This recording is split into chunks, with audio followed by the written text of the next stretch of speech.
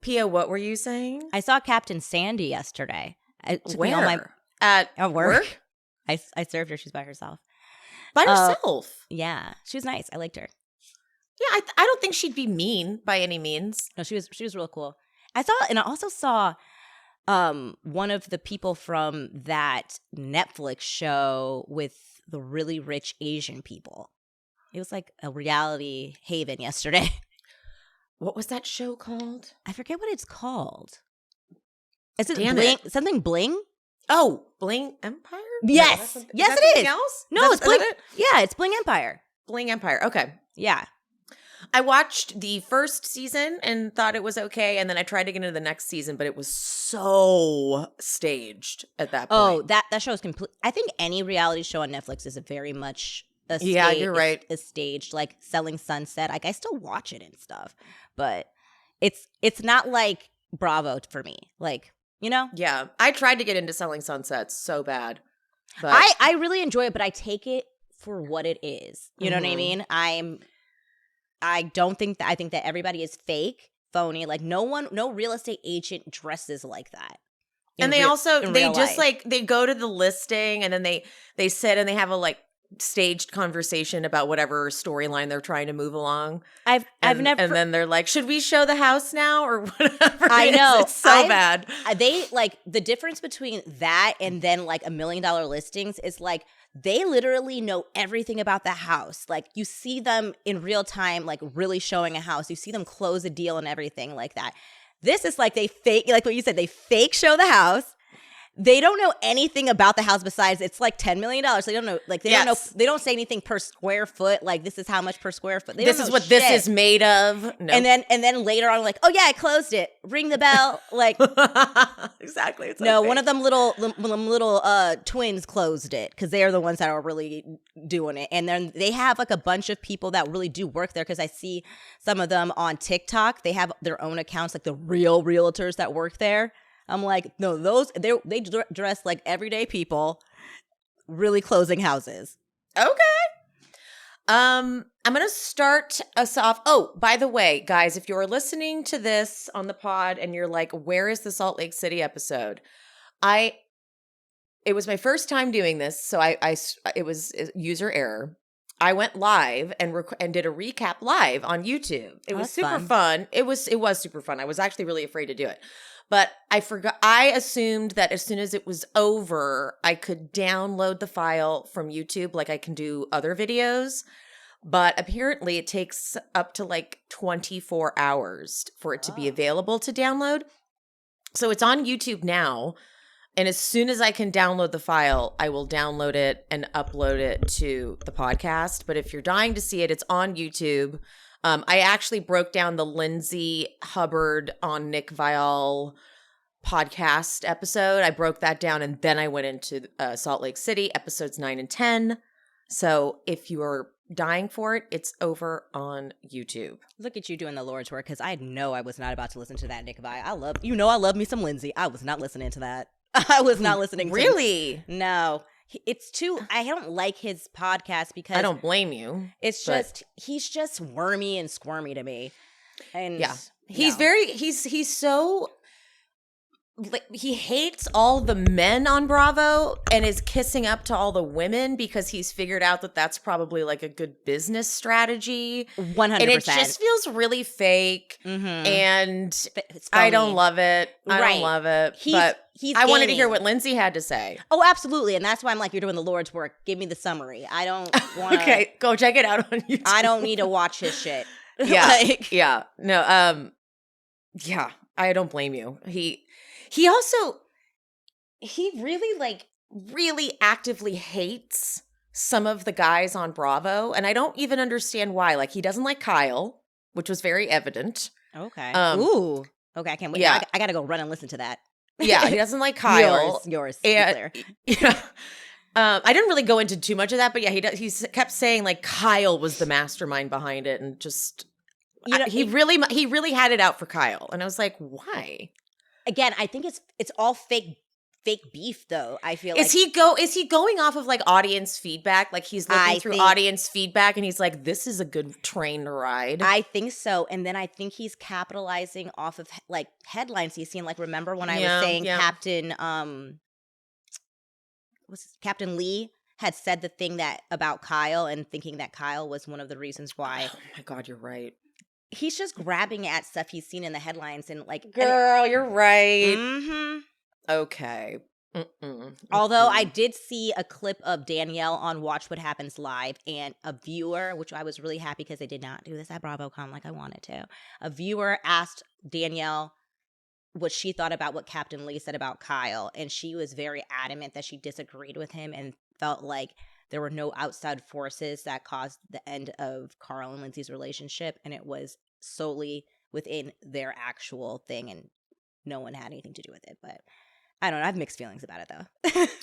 She also said that she didn't think, Lindsay, she also said that she didn't think that Kyle even knew that Carl was going to do that.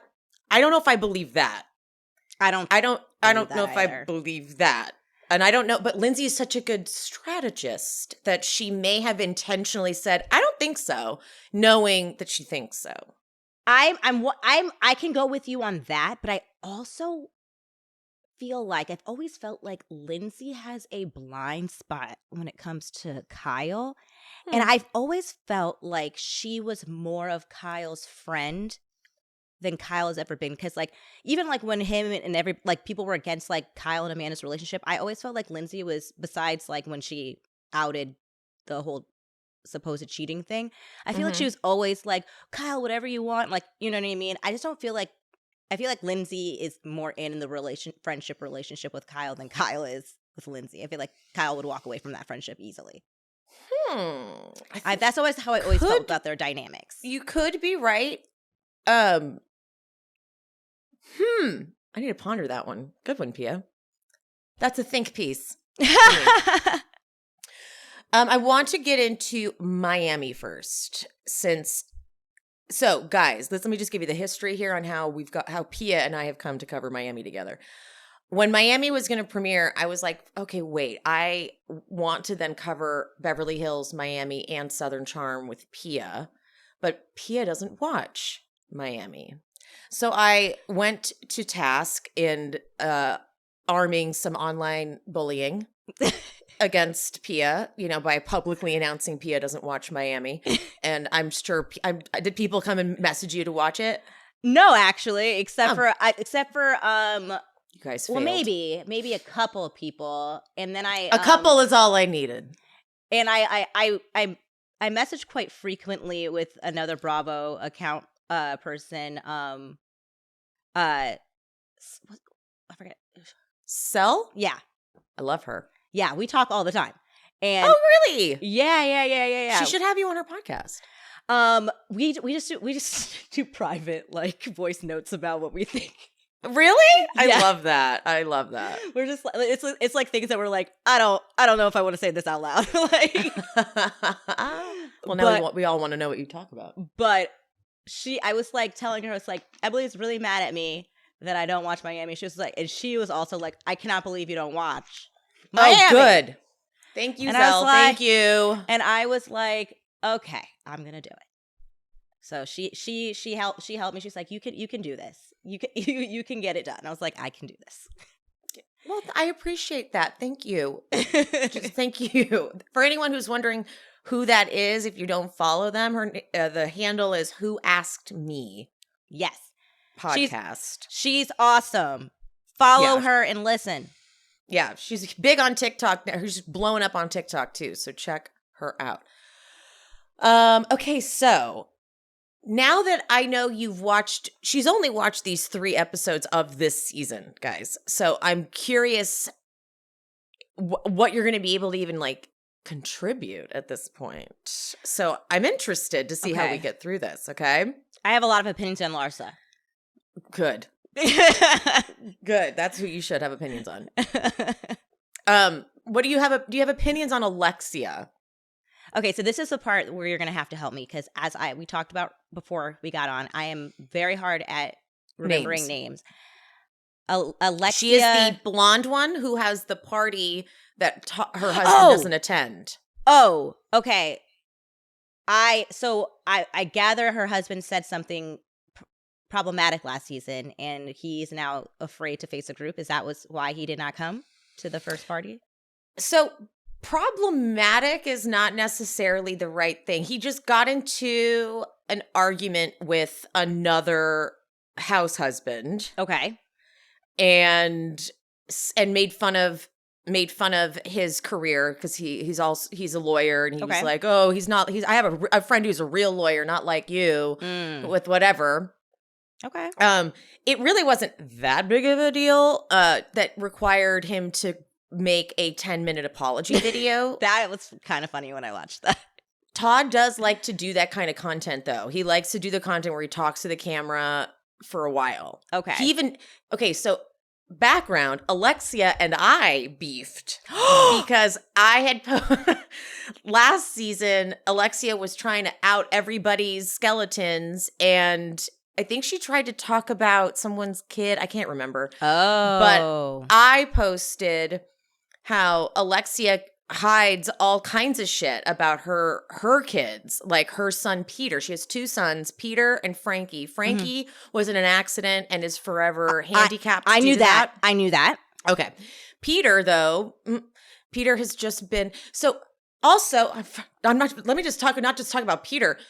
Alexia's baby daddy, like her ex-husband and the father of her kids. He was incarcerated for dealing cocaine. This was she was on the documentary Cocaine Cowboys on Netflix because he was that big. Damn. I know, right? But then recently when he was incarcerated, it was for something with a minor. Wow. And this doesn't ever get discussed. She doesn't ever talk about that. But also Peter was arrested for domestic violence. And then his girlfriend, took it back, and they're still together. And Alexia doesn't like that they're still together. But, a lot of domestic violence situations are that way. People go back. It's very common. Yeah. And Peter has a history even on the show, like the first iteration of Miami. He was like fighting with homeless guys and stuff, and cops were coming. Like he's got issues, like behavioral issues, legal issues, shit like that. Yeah, like, so she never talks about her son. So I posted the article about that just to kind of like remind everyone. And at that point, I had been loving Alexia. I had a few people being like, I don't know why everyone loves Alexia. She's notoriously terrible in Miami. Everyone knows it. And I'm like, well, whatever. She's great on the show. But then last season, it shifted. She went, when they first came back, like the reiteration, what was that, 3 seasons ago? Everyone was like, oh my God, Alexia, we love her.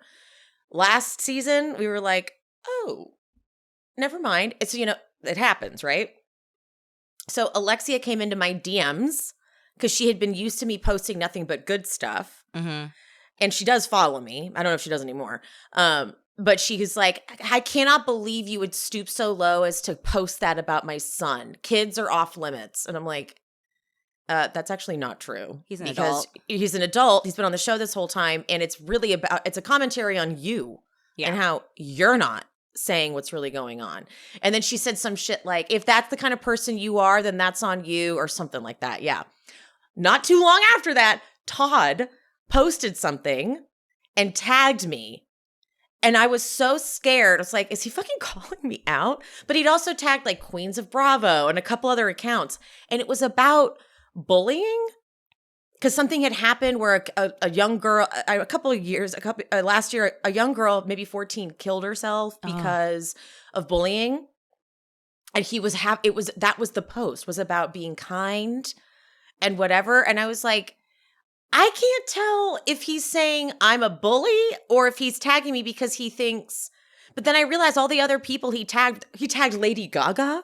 He tagged these people that were like, he thought, because he had interacted with my content before and he thought, and I think he likes me, but I don't think Alexia informed him that I was no longer one of the friends in the creator space. Oh. So I was I watched that whole video with like my holding my breath because I was like, and then he's about to be like, so Emily, she speaks Bravo. Nothing happened though. Okay. So I have a weird relationship with Todd and Alexia just from like Instagram. Okay. That's awesome. I love when people go into your DMs that are from the show. I hate it. I hate it. It's entertaining for me. I get so scared. I won't even check it first. I usually like screenshot that I have the message and I'll text Pia like, oh, they messaged me. I'm scared. I know you are always really scared. I'm like that too though. Like with any open it. I get so nervous when people like send me emails because I'm like, I don't want the confrontation. Like, and it could just be like nothing, but I'm like, I don't know, something. I always get anxiety, so I feel what you're putting down.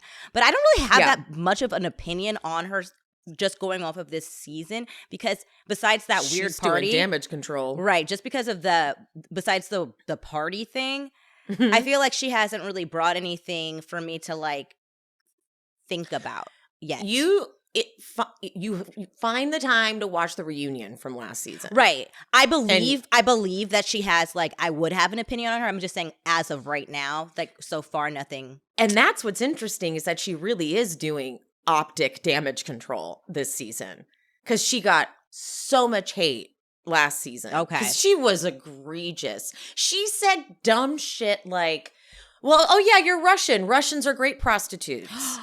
And then doubled and tripled down on it, explaining like, I'm sorry, in Miami, if, usually they're Russian. It's like, lady, this is like sex trafficking. Like, but she didn't bother educating herself. And then she gets to the reunion and triples down there. It was a mess. Okay. So this season, she's like, I've done reflecting and I'm going to bring everyone together. Yeah. Yeah, that's exactly what she was doing in that first episode. She was definitely. It's interesting that is like your perception of her because, well, she knows she's doing a somewhat good job. What she's not able to hide, though, is that her relationship with Todd never looked like this. Up until now, we've seen them be sexy together and happy and getting married and stuff. Yeah. And this season, it's like a whole different relationship. Yeah, like when they're walking on the beach and when she says we're still learning how to grow together, I'm like, that is a very nice way of saying we're not doing well. Yeah, it was very weird. That whole first episode with them and him not going to the party because the way he like teased her about not going to the party, I didn't realize how much of a dick he was to her. Yeah. Right? Yeah. Like he was a dick to her. Yeah. It was weird. They're going to have there's trouble in paradise, dude, for sure. Shut up. That is so stupid. My key to surviving BravoCon, microdosing. I have heard people talk about microdosing for forever. And I've been like, what is the big deal? I'll tell you what the big deal is. Microdose gummies, they're 3 milligrams each. During the day, I would take the sativa ones. They were so good. They tasted like orange creamsicle. I would be able to tailor my experience because I didn't want to get high because I was going to have to see people and talk to people. And we all know how that goes when you get a little too much. But the microdose made it so I was in that like just right place. It relieved anxiety. My feet were killing me too because there's so much walking and that would be alleviated. I was just like relaxed and ready. Sorry, I'm not going to do the bridesmaids things, but I'm tempted because that's how I felt. I was handing these things out to everybody I could too. Anyone who was looking like they may need a microdose gummy, they got one. And then when they'd come back to me later, they'd be like, those were perfect because I didn't get high. I just felt better. And then you can tailor it. Like, let's say you take the one and you're like, I could use a little, but not too much. Then you just take another one. And it's like you can build and cater to whatever your situation is, whatever is appropriate for that. To learn more about microdosing THC, go to microdose.com and use code SHESPEAKS to get free shipping and 30% off your first order. Again, that's microdose.com, code SHESPEAKS, microdose.com, code SHESPEAKS for 30% off. What is this, honey? I have such expensive taste, and my wallet apparently is not on the same page as me yet. But that wasn't until I found Quince. Quince is my go-to for all of my upscale taste at prices that my wallet agrees with. Quince creates timeless classics that never go out of style. You'll have them in your closet forever. Quince's capsule wardrobe must-haves like 100% Mongolian cashmere sweaters from $50, washable silk tops and dresses, and really flattering pants make putting together any outfit that much easier. All Quince items are priced 50 to 80% less than similar brands. They do that by partnering directly with top factories, so Quince cuts out the cost of the middleman and passes the savings on to us. And Quince only works with factories that use safe, ethical, and responsible manufacturing practices and premium fabrics and finishes. I love that. I have a pair of workout leggings from them that are easily the best I've ever owned. They're not see-through. They don't bunch and roll down. They're really flattering. I also have an at-home robe that I have worn easily every day, 5 hours a day since I purchased it. I'm obsessed with it. Get affordable luxury with Quince. Go to quince.com/shespeaks for free shipping on your order and 365-day returns. That's QUINCE.com/shespeaks to get free shipping and 365-day returns. Quince.com/shespeaks. Not well, bitch. Someone who is happy, but I'm worried about it, is Lisa. Is that who you're talking about? Lisa and Jody? Yes, that's the one that who got divorced. Divorced because the husband left her for a younger person, right? Yes. I am worried for her because the thing is, I'm really happy. And I think that the guy, like, she probably really does like the guy, but she's clearly not healed from this divorce. And it's getting worse and worse. And I think the ladies are right. If she continues in the way that she's trying to heal, this man is going to leave. Right? Because he's saying such sweet things. Like, she goes, I know I'm a lot, right? Am I a lot? And he goes, you're a lot of good stuff. Like, that's sweet, but honey, it's only going to go so much further because you don't seem to realize that he's not. She even says in this most recent episode, I probably should get a therapist, but I have Jody. No. I'm like, This is actually Heather Dubrow's advice to Gina in OC applies to her in this way. Good call.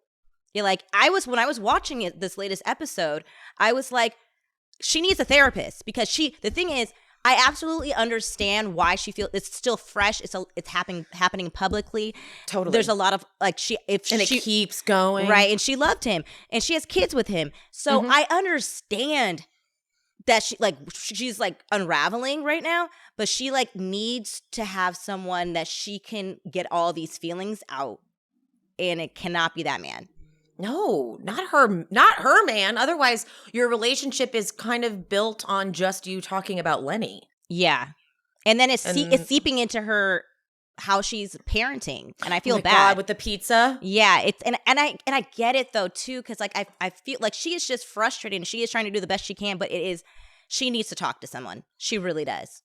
Mm-hmm. And then she goes to remove the pizza and then stops doing that. And she's like, sorry guys, I'm just in a mood. Yeah. I'm glad she caught herself though. Yeah, but let's not tell the kids that. I don't know.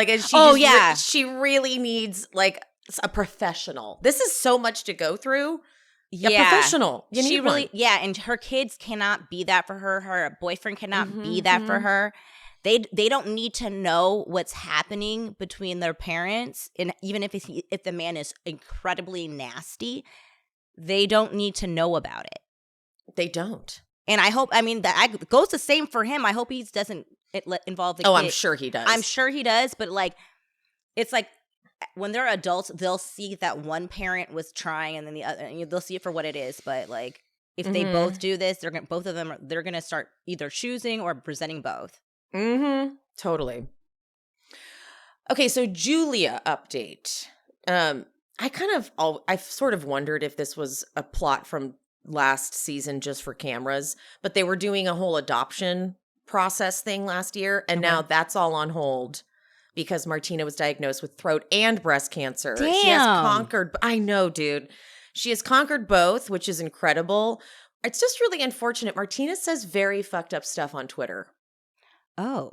Yeah, she says some pretty, I think it's even like anti-trans athletes kind of stuff too, I think. Don't quote me on that. But I know she has said, like recently someone died that wasn't like an ally to the LGBTQ community. Mm-hmm. And she said something like, well, is it too bad that someone like that died? Or just something like, you don't say that out loud. Like, don't say that. So it's so funny. I have actually more opinions on Martina. Is that how? Mm-hmm. Than I like, and she's not even technically, a housewife or whatever. But even in this latest episode, like, I don't know. And I was trying to be like, well, she is going through like chemo and all this stuff. So like, I have no idea how that affects you. And so I was trying to give her a pass, but it doesn't seem, she seems kind of cold. Yeah. I don't know. I don't feel like a warm fuzzies from her. And I even like, I've seen a couple of episodes from the first season when they returned. Mm-hmm. And I don't know, like I didn't love the dynamic between them, the two of them. I don't either. I find it to be very odd. And it feels like the stuff Julia does that's lovey-dovey is purely for cameras. Yeah, like this whole opera stuff. The opera thing is for cameras, and then she misses something major like Martina's last treatment. Right. It's like you missed that because you were doing this opera thing, and right. I don't know. It just feels Julia doesn't feel very authentic in the dynamic either. I feel like she's not interested. That was either. something I clocked too when I was watching today's episode or the most recent episode.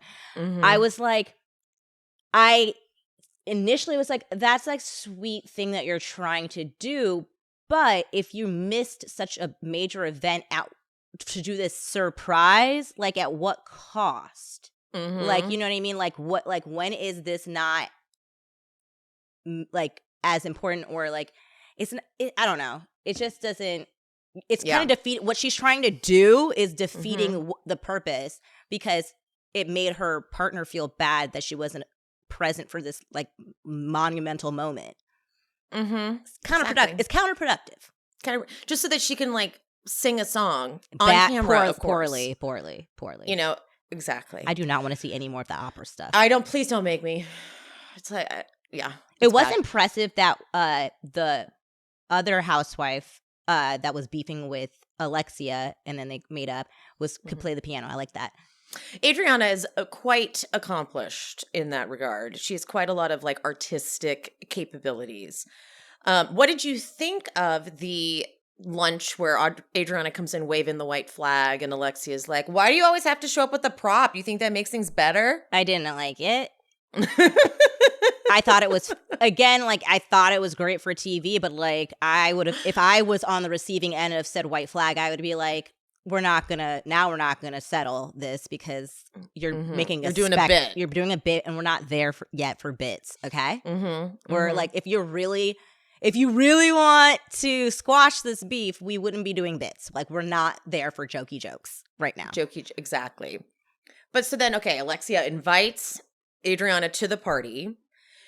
And then the day of the party, she calls Marisol and tells her Adriana's coming, which Marisol's like, I'm not fucking going if Adriana's there. And Alexia begs Marisol to come. Begs because Todd's not going to be there and she's crying. Yeah. Then at the party, when I thought Julia, and Marisol she also had a bad season last year, but I thought Julia was just making no sense the way she was coming for Marisol. Yeah.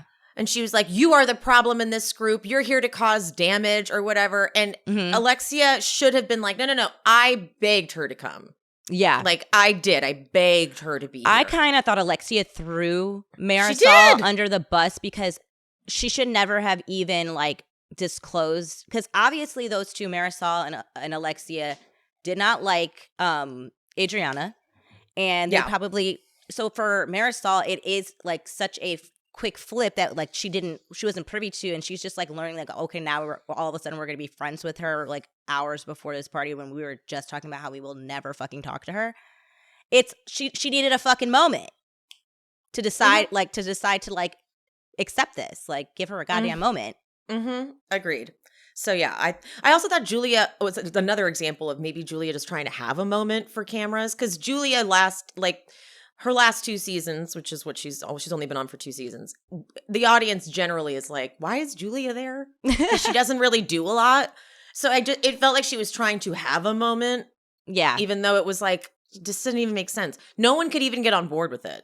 Yeah. Everyone else, like Gertie also was going through it. She had just found out that she had to get like biopsies and stuff like that. So she can't even do it. But Alexia's speech at that party could not have been more uncomfortable. You want to know what it was?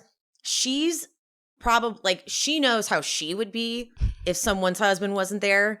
Yeah. She knows she would be savage and she would be coming for it and all that. So she was like projecting 100% onto them and like trying to get ahead of anyone saying something. So she's like, don't worry, we're not getting divorced.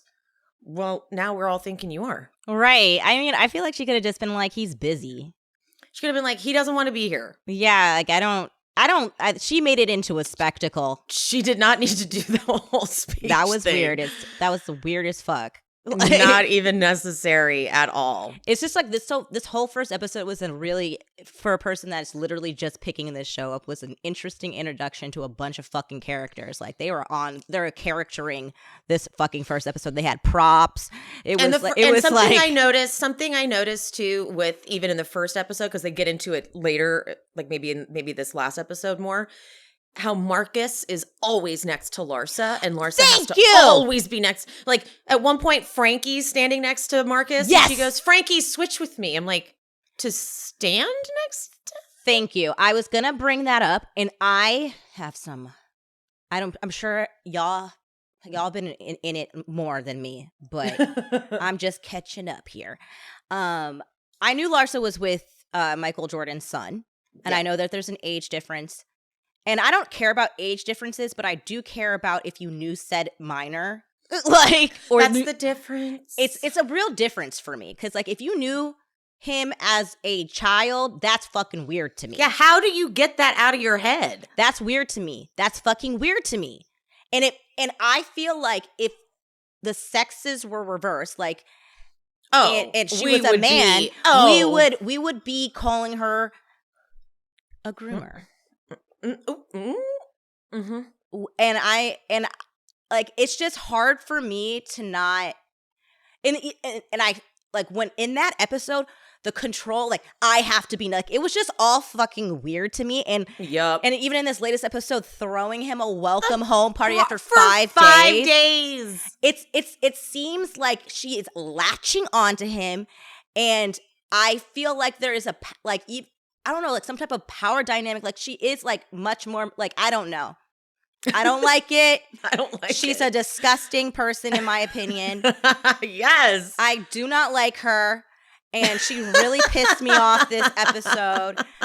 I've texted several people calling her a disgusting bitch because that's what the fuck she is. That's what and I mean it. It is not allegedly, it's a fucking fact.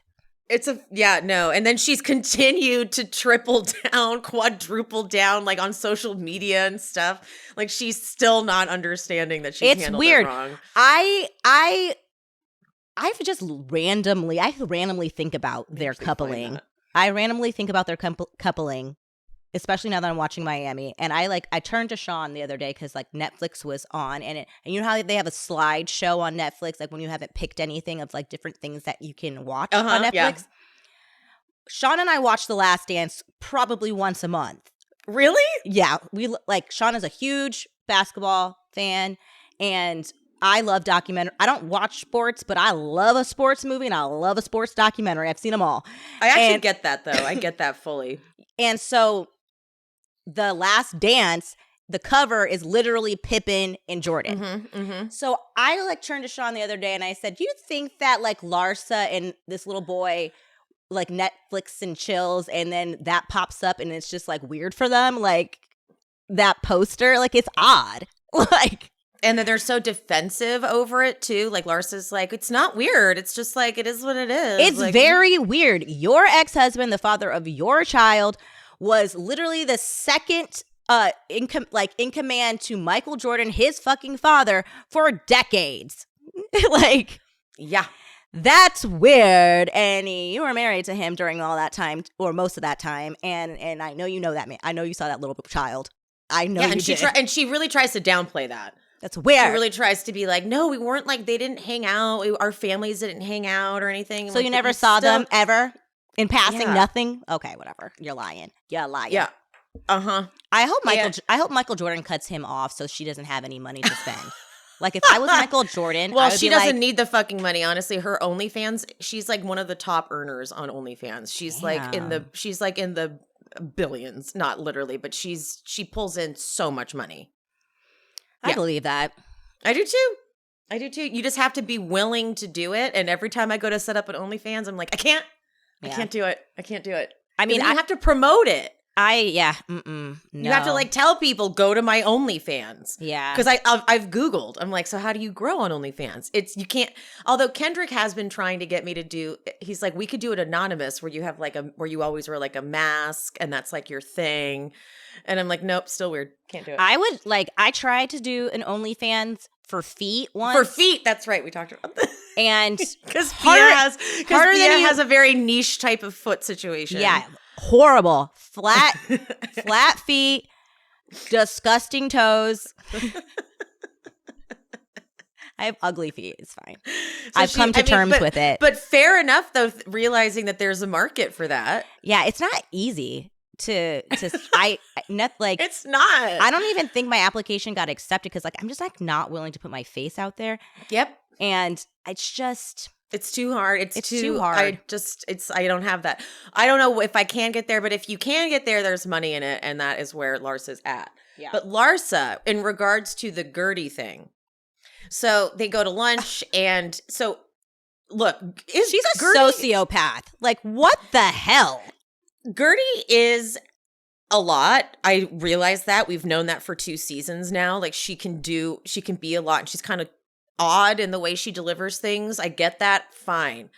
But Larsa, the way she was like, how do you know? How do you know? How do you know? Like all that crap. She's just making it up. Like what? So she's now on her fucking, she commented, sorry, she didn't post this, but she commented on Bravo Talk Too Much and said, I called and texted Gertie after she called me fake in the press. She never responded. We argued back and forth, which wasn't shown. I'm assuming she means at the lunch. Then she told me she was diagnosed with breast cancer. I was shocked and I wanted to rally the girls to support her. I've been nothing but a good friend to her. You lying bitch. No, you're lying. Because the way Larsa presents it, she's presenting it like, can you believe then she told me I have breast cancer? What am I supposed to do with that? Like, that was the energy I got from Larsa. Thank you. That is because that's what she was doing. She thought that when she was explaining the story to everybody, they would be like, that's a weird thing for her to just do and put on you. That's the response she was expecting from everybody because she went one by one telling people, thinking she was going to get this response that she was looking for and I could see her in real time being like, oh, everyone's really sad and saying that I need to have empathy. I'm going to turn this the fuck around because she's like, I look horrible. I know, right? I know. Really scared for Gertie. I'm like, you weren't going to say that. You were actually appalled that she would have the audacity to say it to you after you guys had gotten into maybe like a bit of a fight. Yeah, and you want to know, it reminded me of? So she used to be like best friends with the Kardashians. So, like, I know that was like that has come up in other seasons when they're like, oh, you're crawling back to us because the Kardashians have left you. Yep. Which is true.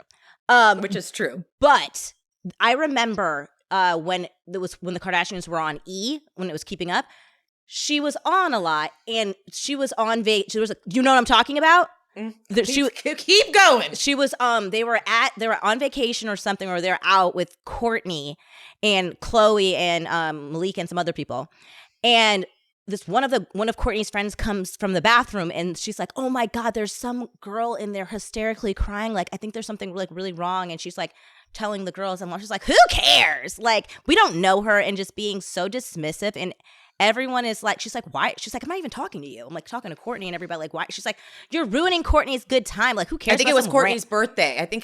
Birthday party. You're ruining Courtney's good time. Like, who cares about this? And like, Courtney was completely fine with listening to the story and was like, maybe we should go help her. Like, yes. She's like, And then everyone got mad at Larsa because we were like, of course, because everyone's like, why are you being like this? She does not care about other people. So when Gertie was telling her that, it completely made me go back to there. It's like, she doesn't care about other people. That's why she responded that way. She did not give a shit. It completely did not faze her. When Gertie said initially, when she started to cry, when Gertie was like, Larsa, you need to create a safe space. And she starts to cry. Yeah. Larsa goes, why are you crying? Why are you crying? It was just like how you're crying? Why are you crying? Yeah. And then she goes, do you want me to talk about everything going on in my life? I know. It was okay. It was like she was trying, she was, I felt like she was mad at Gertie. Oh, she was. Because she was like, fuck, I thought I was going to be in control of this whole lunch and you were going to look bad and I was going to make you look bad. Yep. And now you've said you have cancer and now I can't really say anything back. No, literally it was that. It was literally Gertie that. literally said in that conversation, I've only told a few of the other girls in the group and she said, just to be clear, I would like you to keep this conversation private because I would like to tell people myself. I'm going to figure out how I'm going to do it. 6 hours later, this dumb bitch fucking tells everyone, and I had it with her. I absolutely had it with her when she did that. That is so beyond crossing the line. I am fucking done with that fucking bitch. There's no coming back for her. Like, she isn't even trying to. It's not like she's doing damage control. She's fully doubling, tripling down. She was even I think she did something like that at the panel. Yes, they asked her about that. Like, do you think you would have a different response? And she still could not just be like, no. Like, my response was not good at all. And I apologize. And I should have been more supportive because she is a bad person. Well, no, she is. And even at the reunion last year, she was just saying some ugly stuff that even Andy was like, oh God. Like I think even he posted something, you know how he always posts from the reunion tapings? Like, I'm here with the Miami women. And he's like, I've yelled a lot, actually. Yelled maybe at Larsa. Sorry, Larsa. And she goes, yeah, do you want to apologize? And then I saw the reunion. I was like, he shouldn't have apologized. She deserved it. No, we watch a lot of these shows, obviously. And she is honest. I do not like her. She actually seems like a really bad person. Like, I know we don't know these people in real life, but I feel like the Gertie thing just took me out. And I was like, that is who you are. And if you saw her, the original Miami, like because she was one of the original cast. Right. She's horrible. Horrible. She's so mean to her staff. Like, awful. Awful. Yeah. Okay, let's see if anything else I want to get into. Oh, Alexia and Todd go to dinner. This is, I think, in episode 2. And this dynamic was new for me seeing this. Because Todd, he brings up the party and he's like, I know I stressed you out being downstairs in the gym, but I got a good workout. I had a great steak in the building. And I was like, okay. Like, you're really jamming it in there. Like, he's just digging it in. And anytime Alexia tried to tell him her feelings on it, he would just interrupt and say, so thank you for respecting my decision. And it's a dynamic I had not seen. Then when they go to the party, Larsa's thing, and he just goes in on the fact that Adriana was saying all this shit about his stepson, whatever. As soon as Alexia starts to tell her version or like give her thoughts, he goes, but anyway, we're not talking about that. Let's talk about you guys. You have a charity. I love it. Do you hate her or something? They're both very weird because, again, like, I don't even know why he had to say all of that. Like, it was a weird thing to say. And then Google it. Like, you brought it up, homie. Good point. Like, so then Adriana's version, though, when she goes with the girls to have, this is when Gertie ends up telling them that she has cancer. But it's like the besties. It's Larsa, not Larsa. It's Nicole, Gertie, Julia, and Adriana. They go to that lunch. Adriana's version of what happens, because she said as she was leaving the party, she sees Todd coming out. And she says, I apologized, to him for hurting him. And he said, don't worry, Adriana, I'm good with you. I highly doubt that was said now. I highly doubt that was said. Adriana has a tendency to like, her sense of reality is not totally accurate. I'm going to say I like her. I like her though. Okay.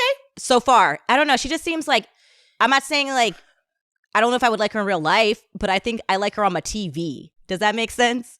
Sure. I feel like last season may change. Like you'd be more cautious after seeing last season. Okay. Last season was kind of fucking wild. She's entertaining for sure. Right. But she's it's just a little off. Ooh. But anyway, Adriana says that then I said, it looks like you guys are going to need some time to figure out your marriage. And he goes right on the nose. Oh, yeah. I was like, I don't like, there's None no of that way. happened. There's no way. I think she's a liar.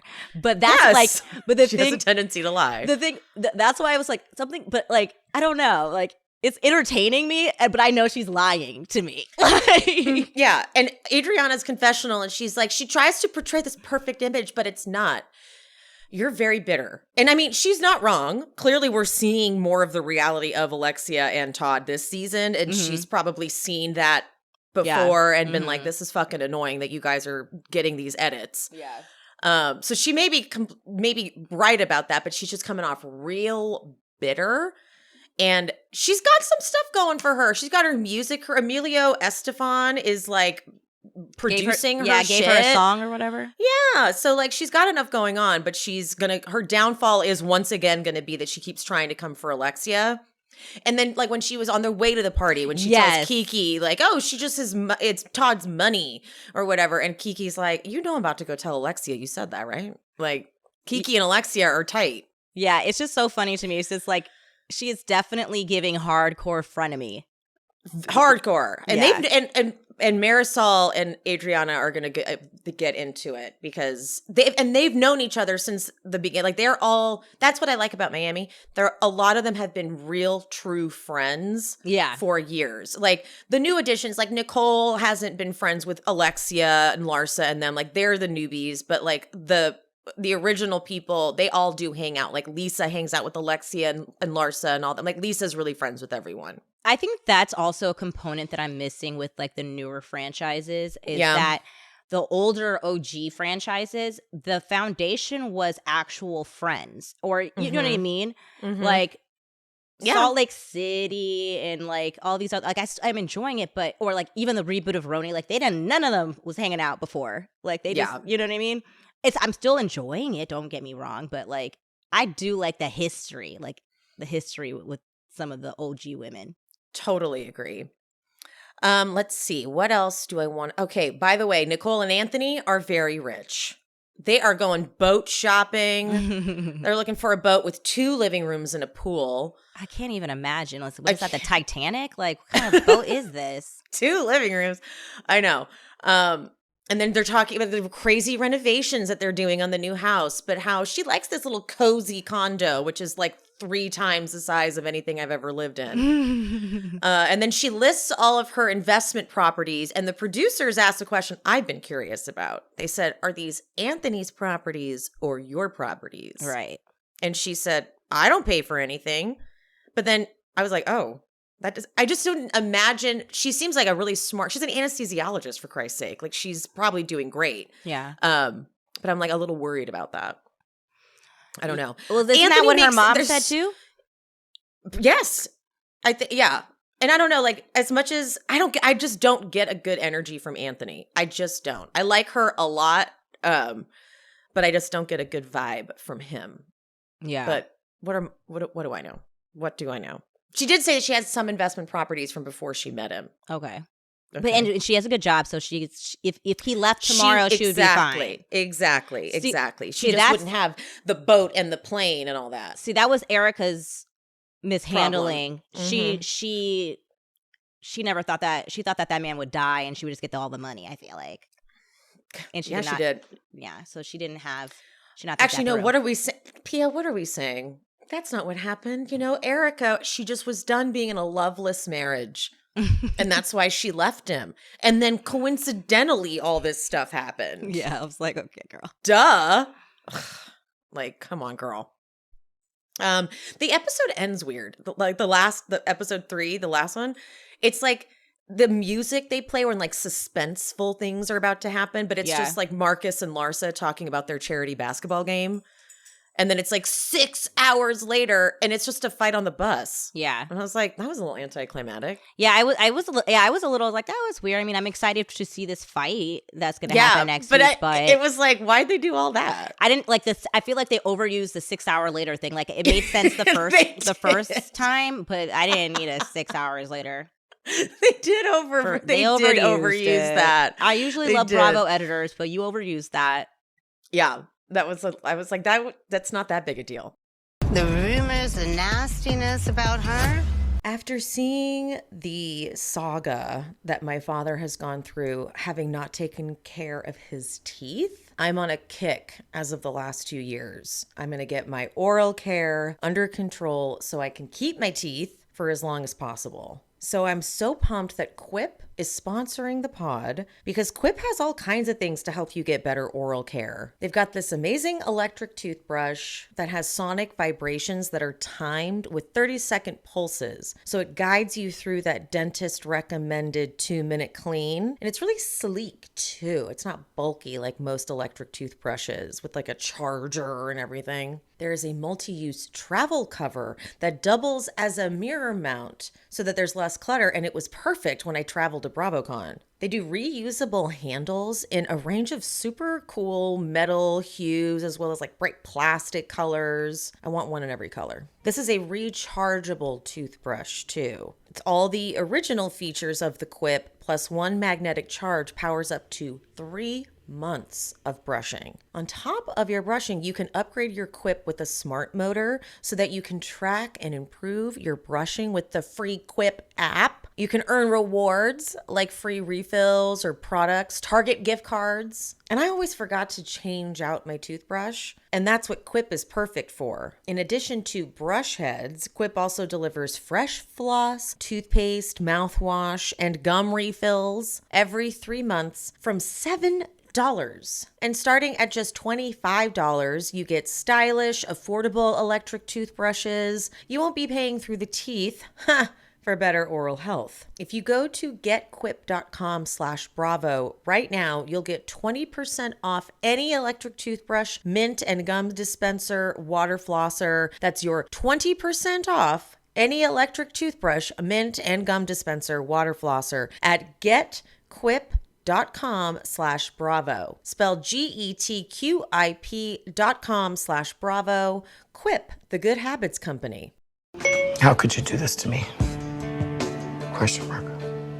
When I started this podcast, I certainly did not think that my Shopify experience of building an online store would translate, but then we needed a merch store and we used an outside company at first, and we're just not happy with the design and the lack of control of the design. So I said, let's go back to Shopify. Shopify is your no excuses business partner. You sell without needing to code or design, just bring your best ideas and Shopify will help you open up shop. Shopify makes it easy for you to show up exactly the way you want to. You customize your online store to your style with gorgeous, flexible templates and powerful tools. And you don't have to just sell your own stuff anymore. With Shopify Collective, you can curate products to sell from the brands you love, which gives your customers more variety and your business more sales. Also, grow your average order value with Shopify Bundles. That's the app where you can create and sell product bundles with ease. One of the most amazing tools is Shopify Magic. You can whip up captivating content that converts, from blog posts to product descriptions, generate instant frequently asked question answers, pick the perfect email send time. Plus, Shopify Magic's free for every Shopify seller. And once you start selling, Shopify makes getting paid simple by instantly accepting every type of payment. And Shopify grows with your business. no matter how far or how big you grow. Thanks to an endless list of integrations and third-party apps, anything you can think of, from on-demand printing to accounting to chatbots, everything you need to revolutionize your business. Do you want marketing made simple? Shopify removes the guesswork with built-in tools that help you create, execute, and analyze your online marketing campaigns. Running a growing business means getting the insights you need wherever you are. Shopify's single dashboard, you can manage orders, shipping, and payments from literally anywhere. Shopify powers 10% of all e-commerce in the US, and Shopify is the global force behind Allbirds, Rothy's, and Brooklinen, and millions of other entrepreneurs of every size across 175 countries. The best part is Shopify's support is so amazing. They are really, truly helpful and there for you at all times. They never said I was stupid, and I know they were thinking it. Sign up for a $1 per month trial period at shopify.com/shespeaks, all lowercase. Go to shopify.com/shespeaks now to grow your business, no matter what stage you're in. Shopify.com/shespeaks.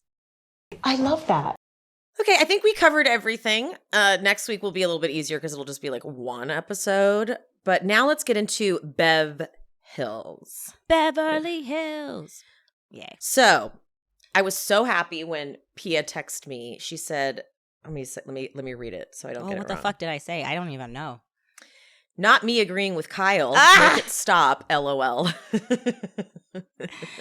I related so much to that though, because I was like, God damn it, what is happening right now? I know. It's wild. I've also been on a frenzy texting that to people too. It's like, why am I agreeing with Kyle so much? I talked to my mom this morning about it. She's like, yeah, like, I don't know what's happening. I think because Sutton's energy is so, like, I don't know if that was just not shown in its entirety before, but like, and maybe there's just more time to give her screen time. I don't know.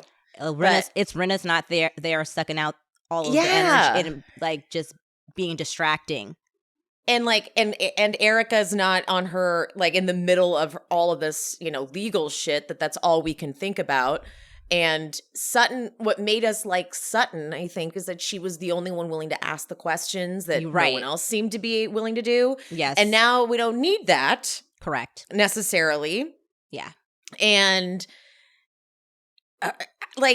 well, you know what? I think Kyle actually, thank you, Kyle, for once. You actually helped me out to remember all the things I did not like about Sutton when she first came on. And it was all of the shit that Kyle says at the very end of the episode. And we flash back to it. It's like, oh, yeah. I was like, that's right. She does. All that stuff. She does do stuff like that a lot. And it's very annoying. Yeah. And then she doesn't seem to acknowledge that it's over the top. Yes. It's one thing if she could acknowledge, like she seems to at first, like after she initially freaked out, and they went to dinner that same night, she was like, I know I can be passionate or whatever. But then like when like Garcelle, her friend, is like, well, you were unhinged. Yeah. And she's like, I wasn't unhinged. And Kyle was like, yeah, you were a little bit. She's like, okay, fine. Yeah. But you were. Like, if you don't think that you were being so over the top, then your behavior was not acceptable.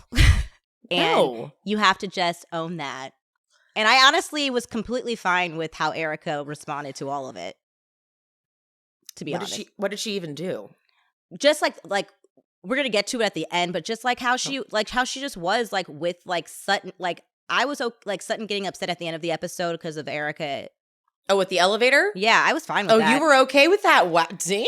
I was. You know why? Because it was rude.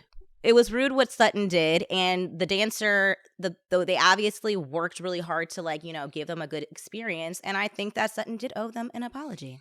And it was, and I kept thinking this too, like this was a chance for Magic Mike to be on the platform of Real Housewives of Beverly Hills. Like it was an opportunity for them to have that like press. Yeah. And she was making it seem like they were sleazy and like they do work hard on that show. So it's like, I do not understand what was happening to me this episode. Not me agreeing with Eric and Kyle this whole goddamn episode. Like was wild for me. Yeah. Dorit really took it to a place too in her confessional. Magic Mike is an incredible show. people travel, like she's acting like this is like a famous opera. People traveled from all over the world to see it. So to have my friend act like that was truly mortifying. Honestly, I wasn't feeling Dorit at all. She was too much. Like Dorit, like her on the bus and her in the confessional with the over-exaggeration of the magic mic, I wasn't feeling that. I was not. Yeah, Dorit is, and they did not have any resolution with Garcelle unless they cut it out, but there was no fucking resolution. I did not get to see Dorit say, "I'm so sorry, Garcelle. I didn't react properly. I should have heard nothing." So, because Dorit is, she's not, you're right. Like you said, she's just not going to look within, and she is not going to accept the fact that she hurt Garcelle, and it's going to take Garcelle some time to move past it. And she's just going to brush it under the rug, and Garcelle is up to Garcelle to get over it. 100%. Like it always is. Absolutely. Like it always is. Mm-hmm. But PK went out with Mo the night before, and Mo told him that he has no time to fight. In my mind, my wife is always right. That's a big, he's said that before, and it's seemed like a cute thing that he says. Mm-hmm. It seemed kind of like, oh, that's sweet. But it's actually like, it means he just doesn't give a shit. Yeah. You know, like if she's starting to express herself about something and he's like, you're right, but then like doesn't really, you know what I mean? It can be very dismissive. It's actually like not the sweet thing I once thought it was. Yeah, I felt the same way too, because I almost feel because I do think that Mauricio puts on for the camera. He knows he's being filmed, and it almost is like laying groundwork for like, look at me, poor victim me. Like I just have to agree with Kyle, or my wife is always right. Yeah, like, or my life is going to be a living hell, and I'm keeping my family together by just shutting my mouth. Yep, has that vibe. It's like I feel like he's like in a way subtly putting it on Kyle for why they're not together, or why they have problems, because he is agreeable. Yeah, I'm always going to agree. And then Kyle, when she talks to Mo about the dinner, note that she FaceTimes him, but he doesn't have the video on. He was driving. Can't you have FaceTime on? When I'm driving and I have my Google Maps attached, like it's giving me directions, it will not show the picture. Really? I can see them, but they cannot see me. Oh. I didn't realize that was a thing. Yeah. That's probably intelligent, but also why? I don't know. That is what happens, because like if anything, you would think you wouldn't be able to see them so that you could stay focused. But like, why would it cut? I'm not even sure if I can see them. No, yes, I can. Yes, I can. Interesting.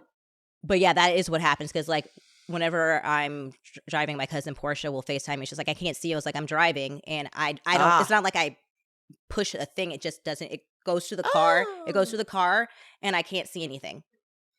Interesting. Anyway, but Mauricio is just like, oh yeah, we went to dinner. He doesn't have anything to say about it. He didn't even tell her. Yeah, he didn't even tell her that he said stuff about their marriage. He left that out. Yeah. She's like, can you give me the girl version? He's like, what do you want me to say? Like, whatever. We went to dinner. Mm-hmm. Okay, got it. Like, you have no interest. What it feels like is Mauricio has just been Mr. Schmoozy guy as much as he can, because he's got to grow the business. And it's like, if you're not that type of person in my life, what do you want to talk about? I don't even care. Yeah, I feel like we are definitely unraveling what is causing the rift. And it's definitely the lifestyle choices now. 100%. I did like Erica's pink sequin set that she wore to lunch with Crystal. I actually would wear that. Yeah. I would 100% wear that. Garcelle books this gondola ride in Vegas, and Luca, the driver, what do you call that? The captain? I think he's a gondolian. I don't know. A gondolian, the guide? I don't know. I think that he saw an opportunity and he was like, oh, you bitches think you're going to have a conversation? I'm going to sing. Yeah, no, that was intentional. This is my moment. This is my fucking moment. He was like, I will be singing from beginning to end. Mm-hmm. I'm trying to get casted off. This is my reel. Okay? This is 100%. I'm using this footage. I will say that I was on Real Housewives of Beverly Hills as a singer. Yes, absolutely. It's on his IMDb. 100%. Dorit and Kyle get lunch. This was a very telling lunch. Dorit's like, maybe it's because of the no sleep that I reacted that way to Garcelle. I'm like, no. That's how you would have reacted regardless. She always reacts to Garcelle like this. Yes. She's like the number one culprit, honestly, if you look back at everything. It's always her. Remember, Lisa Rinna had like a lip thing, and they were all sitting outside, and that's when Dorit was just so fucked up to Garcelle. Oh, I need to watch that scene again and get mad all over again. No, it's usually Dorit. Dorit has an issue with Garcelle, and it's like it's a. I don't know, people might come for me, but it feels a little microaggressive. Like the language that she uses with Garcelle in particular, I notice it more with her than I don't notice it with Erica. I do not notice it with Kyle. I notice it Sutton, with not at all. Sutton, I notice it, or Crystal. I notice it with Dorit. Like even when they're in later with in the Garcelle. bus. Like, yeah, with Garcelle, when they're in the bus. And she's like, I'm not trying to get in a screaming match. Like, it's like little things. She's always talking about Garcelle's volume or Anger, she's angry. yes. There's a lot of stereotypical things. Yes. Or she's emotionless or like all these things. Like, and it's just stereotypes of Black women. And I don't think she's intentionally doing that, but like something subconscious about her and Garcelle, I don't know. I agree. And maybe I'll put a little compilation together because I'm remembering how pissed I was at that particular event. What was that, 2 seasons ago now? Yeah. Yeah. So there's quite a lot of content of Dorit doing that. So even like when they've made Garcelle cry in front of them, remember at that one dinner? And they were like, this is what we've been wanting. Yeah, that's what I'm saying. Like, I hate like. Mm-hmm. Right there with you. So Dorit asks Kyle about why she's not drinking. And I know I did not expect this, but I'm going to get really irritated with people constantly asking Kyle, like, when are you going to drink again? Like, we got to drop it. Yeah. We've got to drop it. She doesn't want to drink. And at this point, she's going through something clearly. And rather than being like, well, you're not being fun. It's so toxic to do that to people. Yeah. So toxic to do that to people. Maybe I'm like relating too much because when I stopped drinking, I had way too many people be like, oh my God, really? And I'm like, do you not recall? Yeah, I think it's I understand having to adjust to, like, that's just, like, Kyle is not the same type of person on the vacation. I understand that. But, like, you guys have known for a while now that she's not drinking, and it is quite irritating to continuously bring it up when she's trying to be also strong and not do it. Like, I'm not saying that she's getting tempted or anything, but you never know. And you doing that could, you know, make her be like, well, fine, I'll have a drink. Like, you know what I mean? Like, I don't know, the peer pressuring of it all is unnecessary. Like, I have a friend that I used to like party with all the time, a coworker, and he hasn't been drinking for like 7 months. And some people are taking it like her, like, you don't want to hang out. It's like, no, he's just different. But I still like him. It's not about drinking. You know what I mean? So if you're so irritated with, like, maybe you don't like Kyle. Exactly. Like, and yeah. And she even says, because Dorit's like, I miss all the funny, silly things that we used to do on vacation. And Kyle was like, I actually just felt pressured to act that way because it was like expected. And I would even pretend I was drinking. Like sometimes it's just like club soda, but it would be like, I'm like, oh yeah, no, it's vodka. And I was like, really? Because I did not get that vibe. It always seemed like Kyle was the one leading. I felt like that getting too. more cocktails. I mean, I'm also wondering if she's trying to work out her feelings about alcohol and her behavior. And I feel like maybe she feel like it's a way for her to come to terms with some of her behavior when she was drinking and like to like shift blame of like, I was being pressured as opposed to you made those decisions to do that. Yeah. It felt like, but I also understand too, where if you're always known as the one who goes out and gets drunk, yeah, it is sort of hard to stop being that person. Yeah. So I guess I could see it both ways. I honestly, I'm sure she's talked about it more and they just keep editing it out and like cutting it down. But like, I would love to keep hearing her talk about these epiphanies and realizations because we've watched her for so many years and it never felt like anyone was pressuring Kyle. I never felt that way, but it. I mean, I'm not there the whole time, so I don't know. We only get to see what we see, so that is how she has come off. Mm-hmm. But I guess, like, I guess I can understand it. I don't know. To be determined. Right. To be determined. Yeah. Erica and Crystal at lunch. Crystal asks if Erica misses anything about her old life. And I was like, what are you going to say? Because she's changed this fucking story so many times. And she's like, I miss like the warm stuff, but not the fighting and the pressure. And then in her confessional, at the end, Tom and I fought about everything. We had both dissented into resentment, and that is when a marriage is over. Mm-hmm. Girl, you're leaving out the part that he was, according to you, slowly mentally declining. Yeah, she forgot about that part. You forgot that part, and then that you left him in the midst of that he was completely losing his faculties. And you were like, but you're kind of mean to me.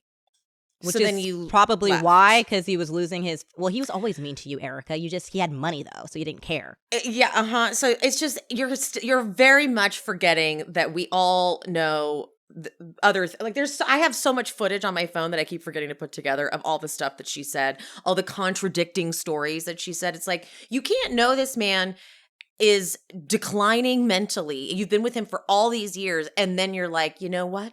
I just can't do it anymore. Yeah. It's just like Garcelle said, why not just wait? Exactly, because there's no money. Because there's no fucking money. And that is why you were there. Hello? And he knows that. And that's why he did what he did, because he was trying to keep your ass. Like, and that's the same thing that's happening over in Potomac with Mia. You ain't got no money. I ain't staying. This is a transactional relationship. At least she's ballsy enough to kind of just say it. Like, I'm shocked that Gordon is shocked by it. I know, like Gordon. She is very. I think she's always been very clear that she married you for your money.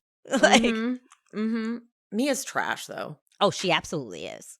Yeah, she's real trash. I guess Erica is kind of too. Erica's it's a different type of trash though.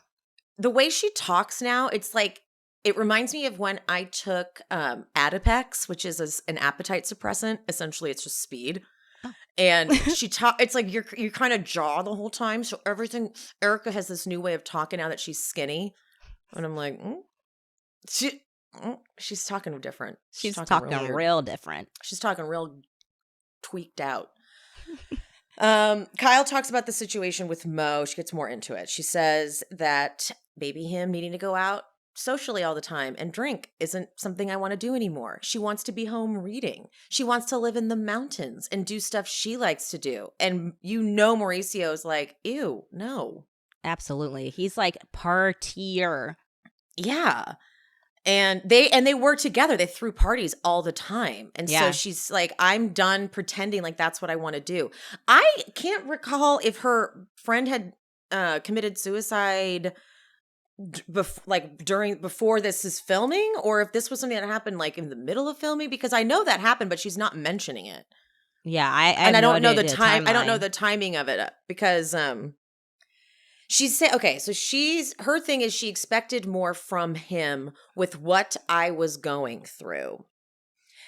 It's not the first time Kyle and Kathy had a fallout. They have fallouts all the time. Yeah. So the only thing that tracks for me is that Kathy said something about how everyone knows Mauricio has affairs and cheats on her or something. Mm-hmm. And so that's why Kyle expected more from him specifically in this time frame. Yeah.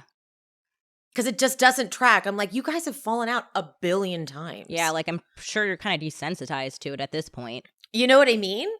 And this was sad. This part made me feel like, okay, I get kind of what's happening with Kyle. Yeah. Where she's probably been protecting this guy, protecting Mauricio because he's so lovable and easy to protect, you know? Yeah. But she's been like, I don't know. We think he cheated, right? Yeah. Didn't Teddy say that? She's basically hinted at that for sure when she's talked about when she tried her hardest to get everyone to ask what happened her first season. Yeah, and I feel like Kyle, I don't know. At first I thought Kyle and him and Mauricio will work it out, but I don't know now I don't that know I'm like either. watching this season. And also, I feel like Teddy's so up Kyle's ass that she wouldn't even. Yeah, she wouldn't have even said anything like that. Yeah, unless Kyle without gave Kyle's her permission. Yeah. Totally and I feel agree. like if Kyle gave permission for Teddy to even allude to that, she done. Like I said last recap. Yes, you did. Yeah. With the way that she was like baiting Mauricio's mom, it was like I feel like she is out here exposing people, and that means that she is done. Yep, I'm right there with you. Okay, so Garcelle and Sutton, earlier in the day, they met with Oliver. Now I'm gonna say something about this. I'm a little ticked. God. Because I've gone to bat for Garcelle so many times, saying that she does talk about what's going on in her life, but they gave a very watered down version. Now, mind you, maybe Garcelle talked about the whole thing and they just cut it because they didn't want her to talk about it. Mm-hmm. But she says he was, shown on camera kissing Raquel, but what people didn't understand was that he was separated. And I'm like, are you going to bring up that his ex-wife or whatever she was posting all this stuff and saying all this stuff and at least address it? It was a very light scene. It wasn't even a scene. It was a flashback of the scene. I was confused by that too. I think I was thinking maybe it was the editing because I'm almost like, I wasn't sure if maybe producers don't want to muddy up Beverly Hills with the Vanderpump Rules drama. So they, I don't know. Like maybe, I don't know. Yeah, I don't know either. And I'm hoping that that's what it is. And that Garcelle doesn't think that she can also like kind of skate by since she said herself at the panel, we're on a reality TV show. Yeah. I want to go with, I will be ticked too if that's the case, and I hope we get more clarity on that. But I feel like with the scene we got from first episode and her like letting us see Jax like out on her, like I don't know why it's all been in the press, like why you wouldn't just talk about it. Like, yeah, she's talked about Oliver's druggies, but remember that got cut? That got cut. So that was in the never before scene. Yeah, so it seemed like she was just coming at Rinna. But she had opened it, like, so I feel like she has been open about like Oliver. She hasn't hid that fact that he's a recovering drug addict. Like, and she did have a sit down, and it didn't seem like they had a whole lunch. Like, they chose not to show it. Yep. So I don't know. Okay, we'll hope for that. Kyle is wearing her Kimosabi hat for their night out at the country bar. I thought that was she loves that hat. She loves it. She loves that place. What is Garcelle's outfit though? Those pants with the fringe. What was on the pants? Was it a tiger? Was it a lion? I love Garcelle, but I do need her to get whoever her stylist is. It's just not working for me. Like it's just I'm never. It's confident. So hit or miss. Yeah, I'm never confident with what she's going to look like. Never. Because when she looks good, it's like, oh my God, she's just the most stunning person. But then it's like, when you look bad, it's like, why were these the choices? And I do think it's her fault too, because I think she's obviously okay. It's her taste. It's her taste, but like she needs someone to tell her, like, no, your taste is not working. Yes. And trust me. You're too gorgeous to be looking a mess all the time. Because those pants, the whole outfit. At dinner, I know we already went into this, but Garcelle's like, Kyle, how long are you going to do this no drinking thing? And Erica's like, I wondered the same thing. And I'm like, we got to stop. I don't want it. I don't want, this is it. You guys get this one time and that's it. I truly, sorry. Go ahead. I don't know. I feel like Kyle just needs to sit down and tell them what's going on with her and her choices, because I think that they think that's what it is. That they think that this is some type of phase or something. And I don't think that they understand that this is an actual lifestyle change that she is like. I didn't realize that. I thought the drinking, she was taking a pause until this episode, until she's like, I have no intention on drinking ever again. I didn't know that she was just, and maybe they think it's more of the weight loss thing. And that's why she's not drinking it. Oh. And they're not understanding she doesn't like who she is when she drinks. And I think she needs to just tell them that so they can stop harassing her about this. Yeah. Yeah. They play a card game, and the question is monogamy natural for human beings? And Erica goes into this utterly insane, no, because we are mammals. And just like with lions find this young cub. And I'm like, girl, you need to just sit it out sometimes. What is she doing? What are you talking about? Dorit threw shade at her, too. She's like, you picked the oldest lion in the pack. That was okay? funny. I know. But Kyle goes, I think it's individual, too. Of course, I'm like noting anything Kyle says about this. Yeah. And then Garcelle just asks on her own accord, the married women, what they think about infidelity. If it's one time, is one time enough to let it go? And Kyle really doesn't give a lot. She goes, I don't know. And then in her confessional, she says, there have been a lot of rumors, and they show that season where it's like Mauricio with the young girl or whatever. Yeah. And Kyle, she doesn't say it didn't happen. Mm-hmm. She doesn't say that. She says, I mean, come on. Do I seem like the type of person who would say, just don't let me find out about it? And I was like, good point. Yeah. Good fucking point. So she did not deny that it happened. Right. She just said, do I really look like the person who would say, go ahead and have an affair? Yeah. So, yeah. At what point does money stop making you happier, or something like that was one of the questions. Mm-hmm. And then Erica goes into how she fears her bills. I don't want to look at the bills. When I see those numbers, I get nervous. I don't travel anymore. I don't shop. Has it been proven that she's got a rich boyfriend? I thought it had been. Or a man funneling her money. I don't know. I know I've heard a lot of rumors, but I didn't know that was like confirmed. But I mean, I'm sure she does have a lot of like wealthy gentlemen people that keep her afloat. Yeah, and she was that's actually what I'm thinking of was incorrect. She was photographed with some guy who, was of Tom's age basically, and then that guy was like, "I'm married and here's my wife," and then he posted like some creepy picture of him. Yeah, and his it wife. was somebody who owned, I think, a restaurant in Vegas. Or something like that. And that her and Tom, that was like their favorite place to go. So she knew Erica knew him when she was married with Tom. That's right. Right. Erica says, the freedom is worth it. And Garcelle's like, we never hear you talk like this. And Erica's like, I don't have to be on the defensive like I used to. She does though. Like, honestly, like it's not done. I think that, she is more like, because I think she's kind of says this a little bit later, like within this conversation, like she doesn't have to fear like jail time, at least. You know what I mean? Like, I don't think she's on the hook for that. Did she say that in this thing? Well, I missed it. I think she said something along the lines of like, when, like, I think you get more concerned about like I think like she said something about like going to jail, like, because I think Tom is like, he could go, like, I think he still has to worry about that kind of stuff. But like, yeah, I think once you know that you're not going to like get locked up, everything else seems a little bit better. Like, so funny, I missed it. They go to this country bar and they look scared.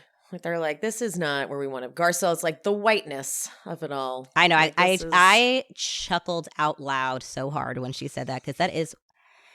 Black people, we say that kind of stuff, like when some real white happens. Yep. That was real white. That was real white. Yeah. I do like participating in your activities, though. Yes. I do enjoy them. All right. The next day they're leaving. This is when they're waiting by the elevators, and the elevator opens and it's Davis and Mikey. And Erica's like, here's your chance to apologize, Sutton, for saying the show was shit and that he was over the top. Davis would himself, he's like, I would appreciate that. Absolutely. That's when I was like, oh, they thought this was going to be a big PR moment for the show. And then Sutton does that. And they're like, are you fucking kidding? And he's like, you should stay till the end next time because it gets really artful. And she's like, I know, it's probably a great show. I know. Erica claims she didn't set that up. Oh, that was set up.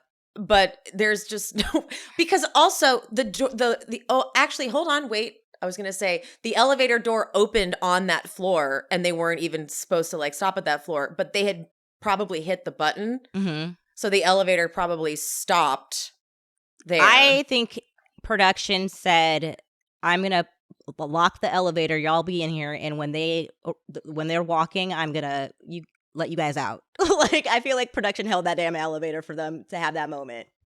Because Erica's like, it was God shining down on me and allowed me to confront Sutton. I'm like, okay. I'm not going to lie.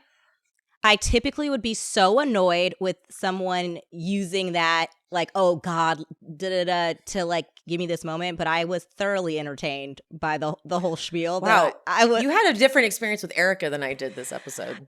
It was just because I really was like, you know. You were mad at Sutton. I was mad at Sutton, and I feel like Sutton kind of got away with it. And I was like, no, like, apologize to them. Do it. Like, but of course, Sutton now is like, I cannot even believe that. I can't even believe that. And then they get on the van and she's like, Erica, that was kind of mean to try and embarrass me. And Erica says, I didn't finish this sentence. I don't know. She says something. Did you have to something? I don't know. I didn't finish the sentence. I don't know what she says. But Kyle says, we weren't going to, oh, that's what it was. That's what it was. Did you have to make a big spectacle or whatever? And that Sutton's like, I was the only one who walked out. Everyone else followed me. And that's the problem. That's why it got weird. And Kyle's like, we weren't going to leave you. Okay. Because you seemed you seemed unhinged. And Sutton, I was not. And Garcelle, thank God, was like, no, you were on it. And I appreciate Garcelle being honest. Me too. Because like, thank God. I think that has been the biggest issue with the ladies. Yep, that like they're like, can you at least validate that she's acting out? Like, and I feel like Garcelle, she's like, I will if I feel that way. And she felt that way, and she said, I said it to her in that moment, and I'm saying it to you guys in front of you guys. She was too much.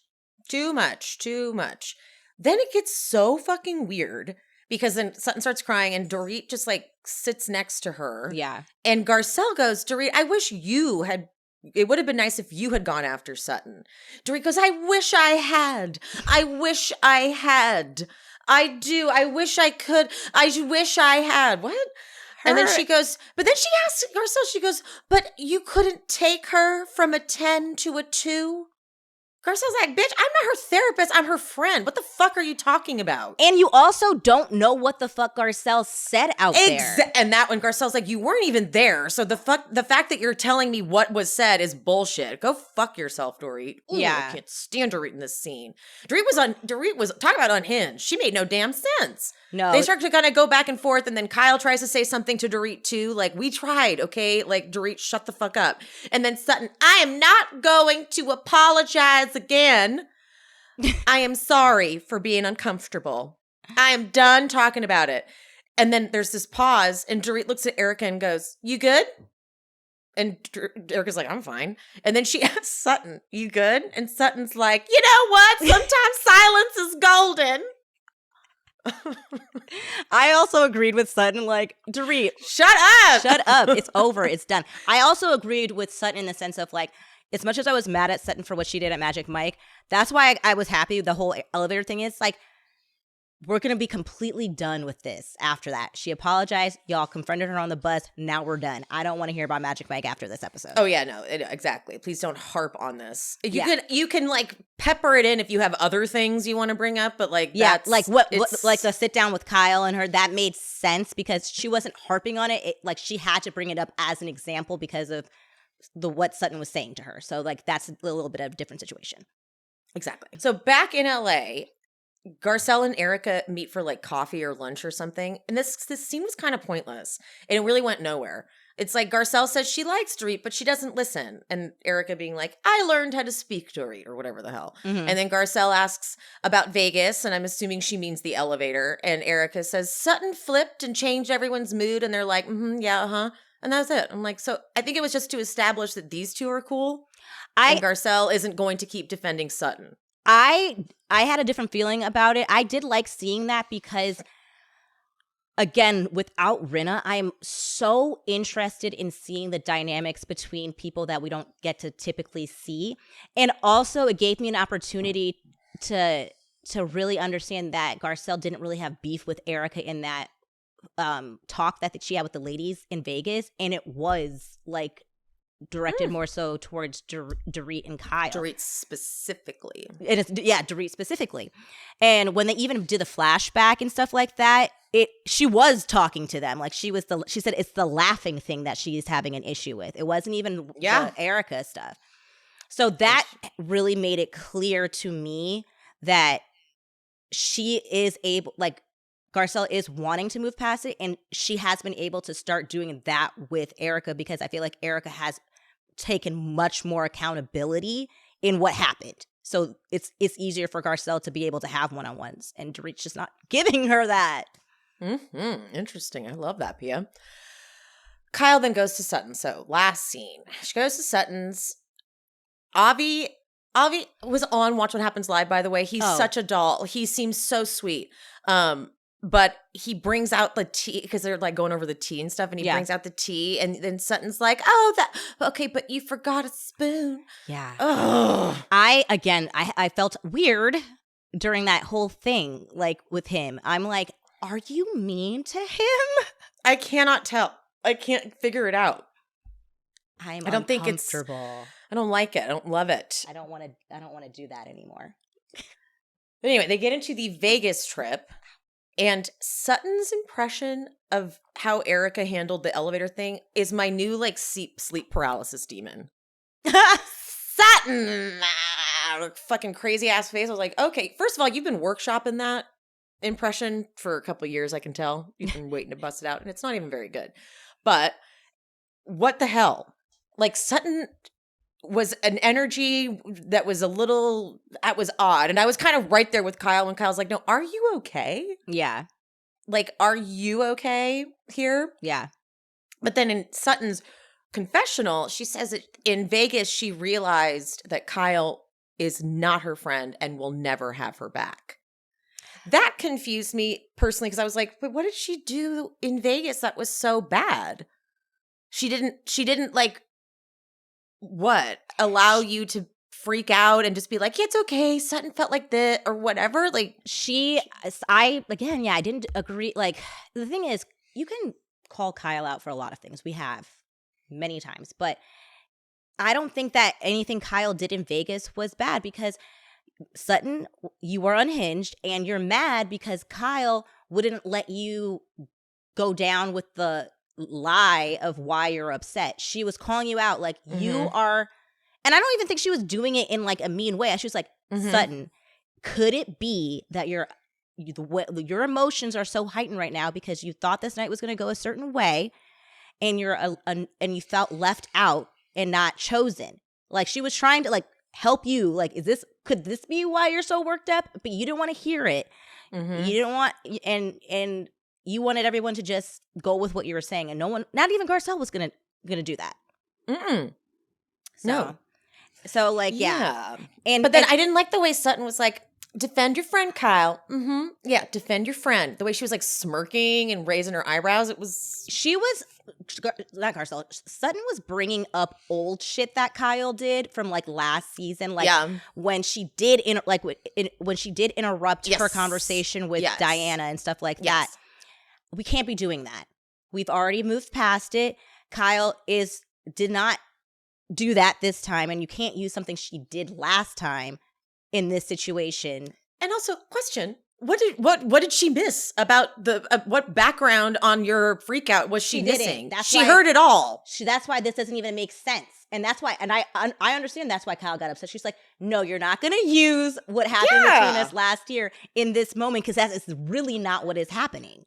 I saw my friend upset. I sat down. I asked what was going on. And unfortunately, the shit you were upset about was kind of not that really worth me being like, oh my God, you're so validated here. It's like, okay, well, Sutton, maybe, like, it's not, and that's why you're mad at Kyle? Yeah, no.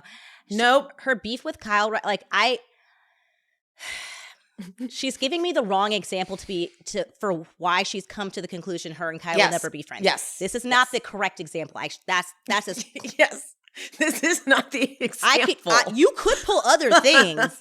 This isn't it. Yeah, there's so many other options. That's what's annoying me about this. I was like, this is not it. Exactly. No, I'm right there with you, because it's like you should have had this conversation with her last year after And you kind of did, sort of, but like nothing happened in Vegas that would lead you to be like, now I really know. And she's really not my friend. And she didn't even push it either. If anybody pushed it, it was Dorit. Yeah. So you needed to be having a sit down with Dorit about this. But then why Kyle in it? But then the way I know Andy thought it was so iconic. The name him. He kept saying that over and over again when she was on Watch What Happens Live last night. But I wanted to fucking smack her. Oh, she was, because Kyle was saying it. She's like, well, you had the freak out in Vegas and name him. It's like literally she's talking and she's naming them. And it's just a tactic when people don't want you to name it. You can like you're thinking it's a stall tactic. It's like you're confusing them, and you're also thinking like, what can I do? Exactly. To get Like she was, and I felt so frustrated for Kyle because she's like, I actually do have examples, but I literally can't think because you're fucking on repeat with that. Name it. And now I want to smack you. Then when she had the examples, I was like, take that, Sutton.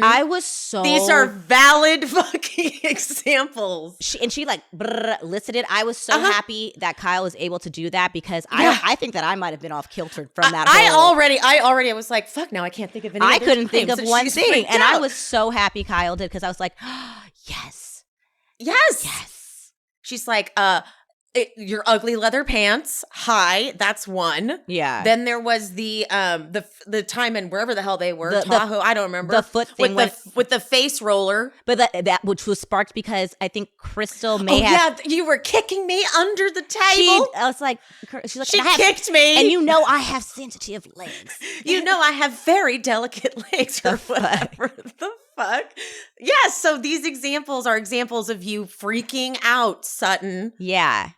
So, what do you got now? Yeah. So, yeah, Sutton seemed really off kilter.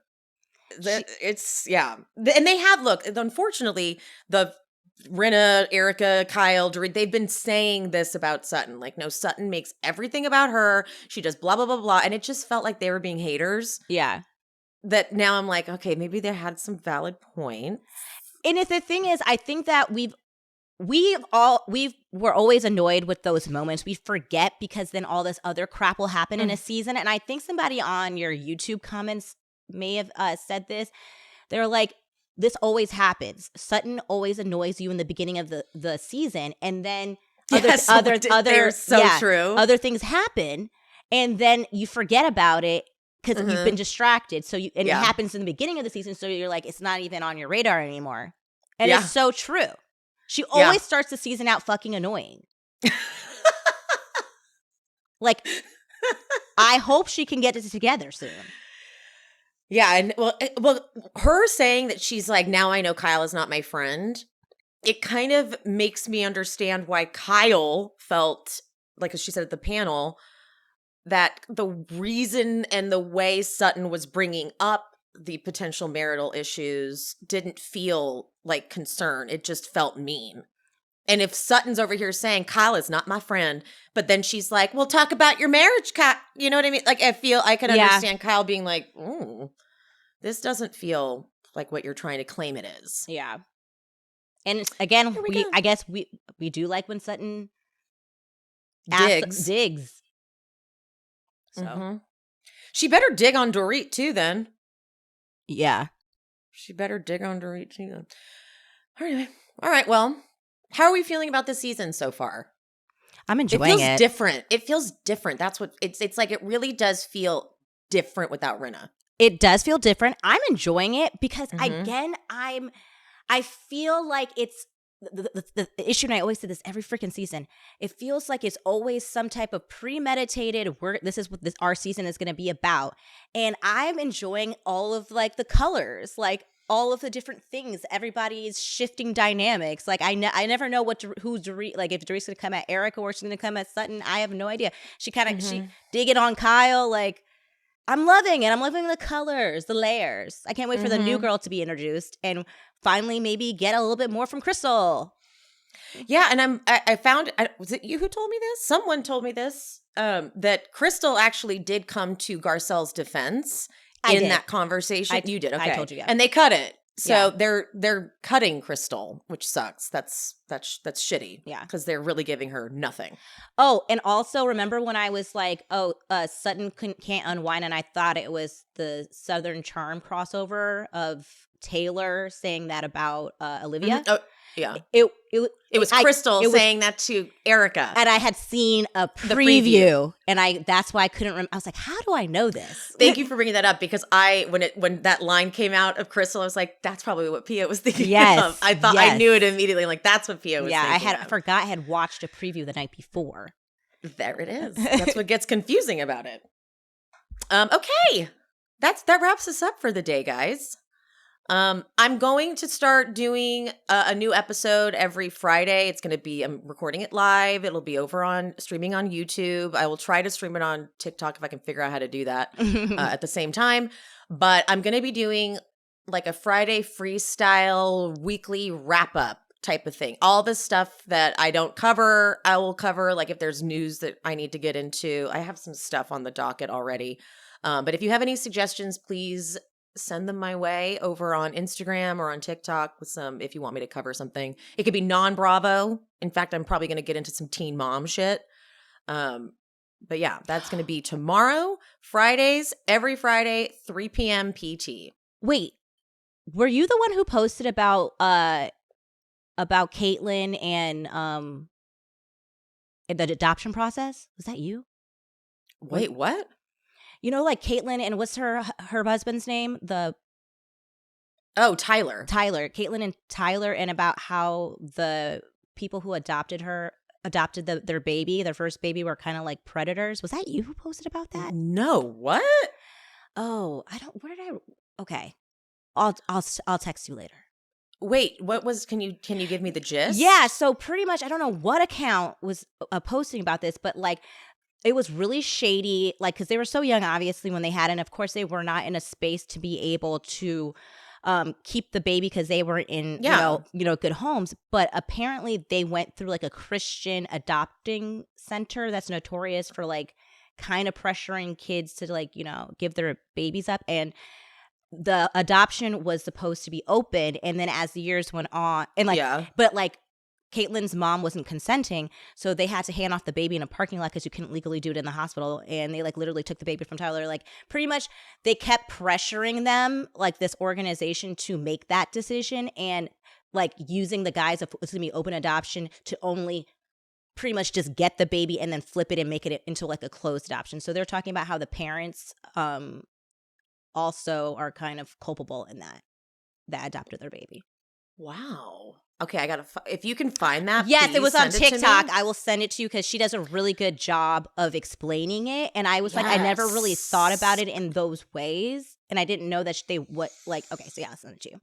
Okay, so yeah, guys, Fridays, 3 p.m. PT over on YouTube. I'll try to get it on TikTok. Join me. If not, you can just listen to the replay and don't forget to get merch. Don't forget to get merch. Thank you, Pia. Best hype woman I have ever. Pia is wearing the Love You, Mean It sweatshirt. She's going to try to turn around. It says Mean It on the back. Ah, damn it. Hold on. Pia, don't worry about it. They get the shit. Oh, there it is. Pia. Can you see it? Yes, we can see it. Yay. Woo. Love You, Mean It. Yeah, guys, get some merch. I'm going to do, I think I'm going to do a little. That was chaotic. It was fun. I'm gonna do a merch sale coming up because it's the holidays and that's what people do on merch times. But I've got Love You Mean It tees. I've got Bravo is my self-care. All kinds of fun stuff over there. I've got hats. I've got towels. I've got really cute beach towels. I know we've passed that season, but I love my beach towels. They just have a big sunglasses logo on. Oh yeah, I need to get one of those. I need more beach towels. I love them. And it's actually a good quality towel, too, which I'm shocked by. Anyway, all right, guys. Love you. Mean it. We'll see you next time. Bye. Thank you so much for watching and for listening to She Speaks Bravo with Emily Hanks. If you haven't already, would you mind leaving a 5-star rating and review on whatever platform you listen? That would be amazing. And if you're watching on YouTube, make sure you are subscribed and hit that bell so you don't miss an episode. And if you're looking for more content, more exclusive bonus content, check out the Patreon. I post 2 exclusive episodes a month, and I'm covering just the Bravo jams, like Classic Roni, Atlanta, and of course Vanderpump Rules. If you just want to support the show, head to buymeacoffee.com/SheSpeaksBravo and buy me a coffee, or 2 or 5. We also have merch available at SheSpeaksBravo.com. And if you're interested in hearing my takes on non-Bravo shows, check out my new podcast, She Speaks It All. I cover The Challenge, Drag Race, and any other show I'm obsessed with that's not Bravo. She Speaks It All is available everywhere you get your podcasts, just like this show. Make sure you're following me on the social medias. I am She Speaks Bravo across all platforms. Thank you so much for any support you give the show, even if it's just listening. Appreciate you, love you, mean it. I'll see you soon.